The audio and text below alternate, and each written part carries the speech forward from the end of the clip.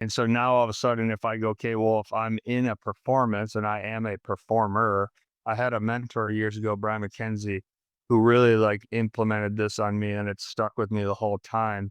Is he always related everything to animals and nature. And so animals, they are in parasympathetic the entire time until the actual hunt when they have to survive.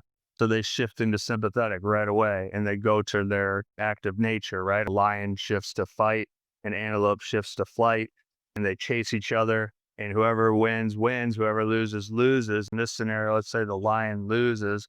The lion doesn't keep running after the antelope once the antelope's gone. The lion goes right back to sleeping and taking a nap and resting. It goes back to parasympathetic because it has to do that over survival, right? That's where I think the switch analogy that you use is difficult for humans because we can be in a high adrenaline game late at night, outside of nature, high sympathetic activity, and then we perform in real time with consciousness. So we can get out of a game where we should be like the lion and turn the switch off and go to sleep.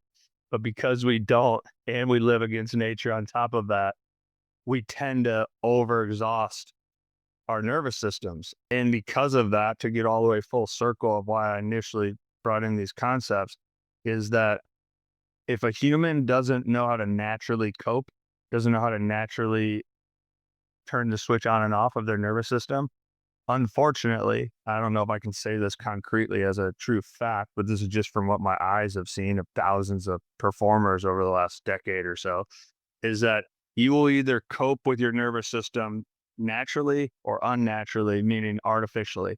And that's why I think you see the mass amount of uppers and downers and artificial, crazy sports drinks and drugs and alcohol and et cetera, et cetera. I think that is I think that we mask it as like a surface level thing, but largely if you really look at the depths of that, it's our inadequacy of being able to shift state. And so we use things unconsciously because our nervous system's kind of calling out to us and we don't even know what it's saying. So we just go, I need more energy. I need to go to sleep. I need more energy. I need to go to sleep. I need more energy. I need to go to sleep. I'm in pain. I'm not in pain.